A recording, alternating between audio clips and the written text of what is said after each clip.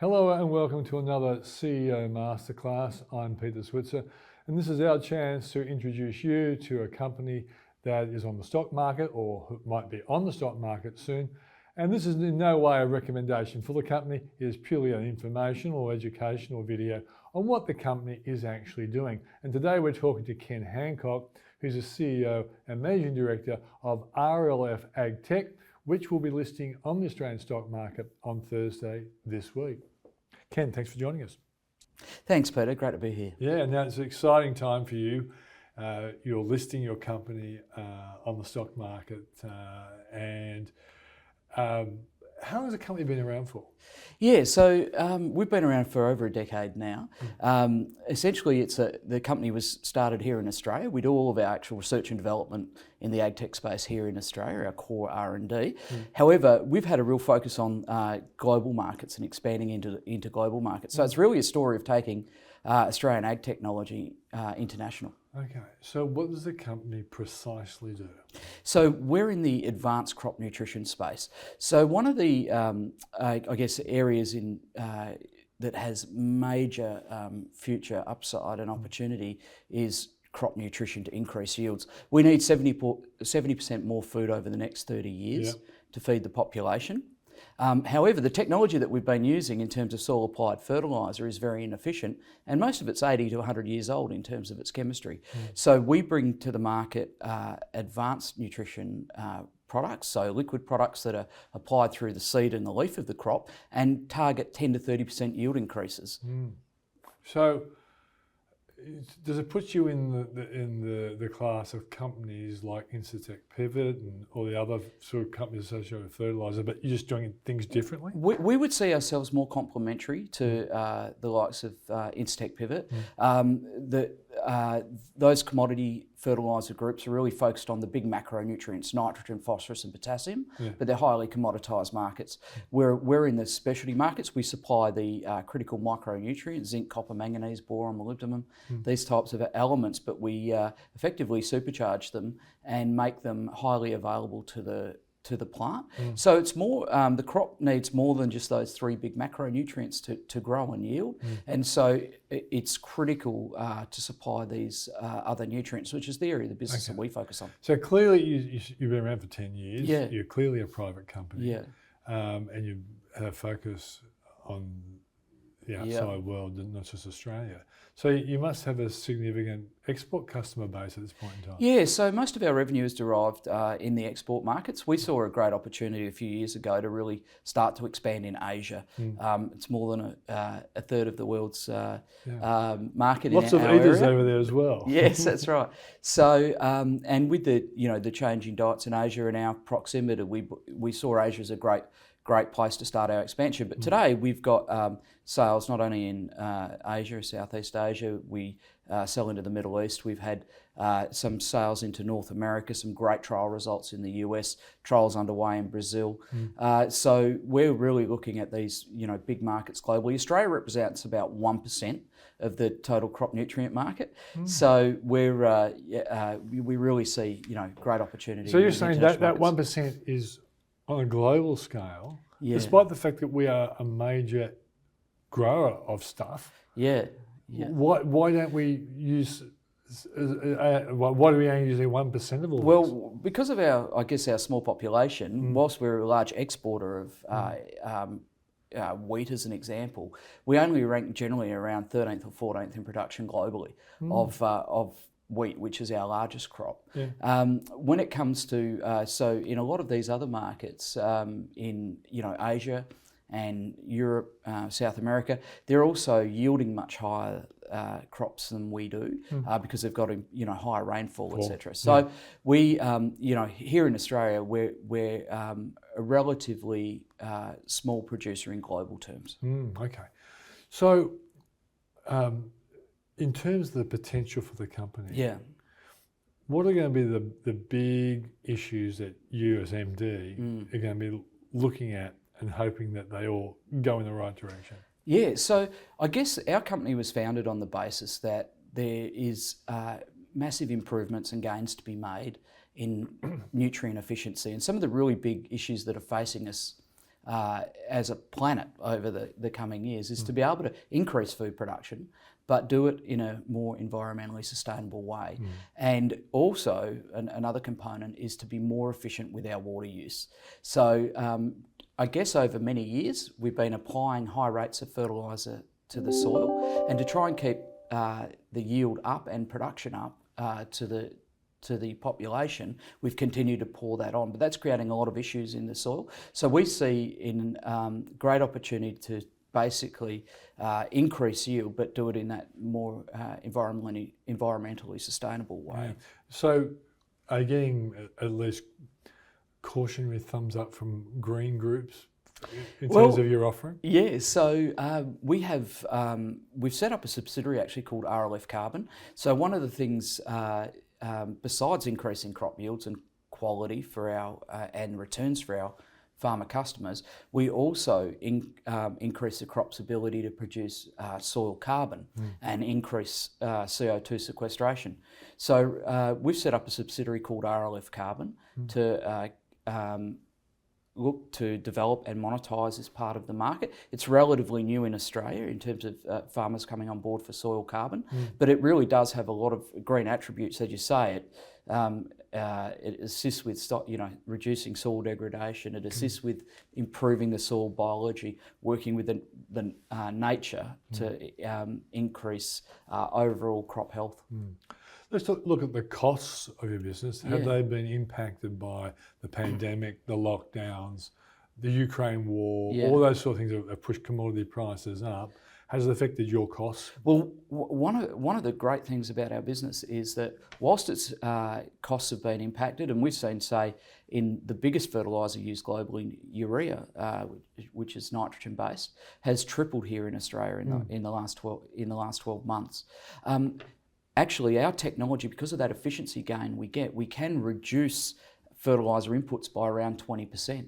So that has enormous potential when you think about the macro picture. So you're saying someone who's using traditional fertiliser, if they migrated to your product, they would then be able to use 20% less of what they're doing. So it becomes a cost saving to your customers. It does become a cost saving to our customers, and it also reduces their emissions. So in this, I guess, new age for the Australian growers, they're going to need to look at reducing emissions whilst building carbon. So we can play a role in both of those areas. Okay, so does that mean then that for your business, even though you are saving costs for your customers, the impact of pandemic and all that stuff still must be raising your costs, say, compared to 2 years ago or something like that? Yeah, sure. In terms of some raw material costs, we've seen those increase.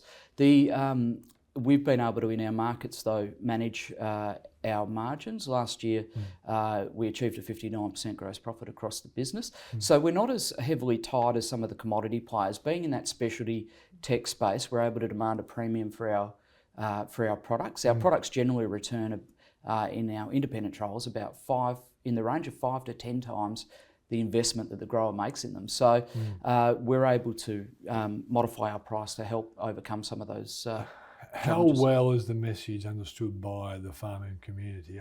I've always figured that the farming associations are good at disseminating information that is really the term I'm looking for, groundbreaking, which is quite obvious for farming.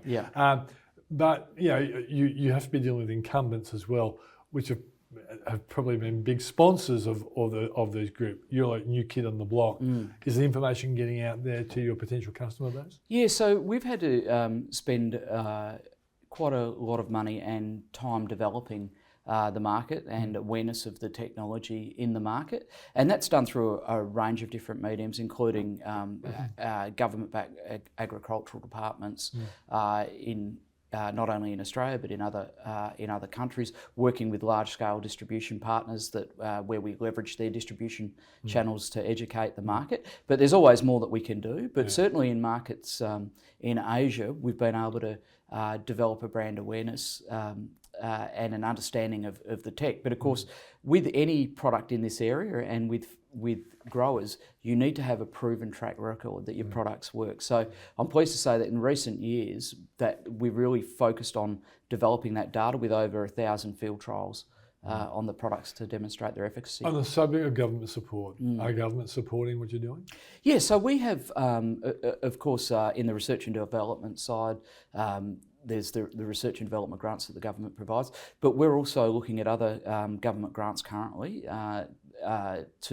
for increasing the production of our products here in Australia and overseas, and really getting the technology out there. Okay, so Ken, I've asked the questions I've got. Are there better questions I should have asked that people who might be thinking about investing in your company should know about? Well, I think in terms of our business, agriculture, there's some really great thematics in ag at the moment, and the need to feed the world. And whilst there's some short-term issues around fertiliser prices, food inflation, and these types of things have really come to bear in the last 12 months and more recently with Russia, there is a long-term thematic that we have to increase food production globally. We don't have a lot more arable hectares to grow around the world, and we need more production from the hectares we've got, but we need technology to do it. Some people might be thinking ag companies do really well for a while and then they don't. Yeah. And reasons can be oversupply, drought, flood, fire, all other things. Yeah. How does your company respond to those sorts of difficulties? Do you become less in demand or more in demand when problems come along? Yeah, so I think firstly, when you have problems like drought, etc., in our business it's important to be geographically diverse, and we are. So we have sales in a number of different markets. So if you do have a drought event in one area, you're protected, and that's offset against other parts of the market. About 50% of our market is in the big grain crops, wheat, rice and maize, the big global grain crops. And the balance of our sales is in horticulture and the cotton market. So I guess in terms of the tech itself though, it helps protect the growers' yield and increase yield in a range of different conditions, whether it's your very dry conditions like we often have here in Australia, or moving into high rainfall conditions in markets like Asia. So we've been able to demonstrate these significant yield increases in all these different markets. Okay, it's interesting you use the word tech, and some people think, what's the tech? Yeah, this is an agricultural product. They would see it as some kind of alternative to conventional fertiliser. Why do you keep saying tech? Yeah, so in terms of, if you look at the traditional fertiliser markets, it's really taking industrial chemicals and compounding them into a granule, putting them in the ground, or we, as a liquid fertiliser, they're solubilised in water and then applied. What we do with our technology is really start with the plant physiology and the plant science. We look at how nutrients utilised and metabolised in the plant for maximum yield, but we then complex that nutrient with a proton source. So we add to the role of photosynthesis. So photosynthesis, we're taking solar energy and sunlight, we're converting it to chemical energy in the plant and bringing in CO2. With our technology, we're complexing those very difficult micronutrients that are difficult to get out of the soil or often non-existent, and we're complexing them with a proton source. So we're increasing the plant's ability to make sugars, increase its metabolism and grow above the ground and below the ground. So really, in terms of the question around tech, it starts in the area of plant physiology and then advanced chemistry to create our products. Are you getting accusations of some kind of new version of a GM? No, we're not GM at all. Because the Greens would hate that.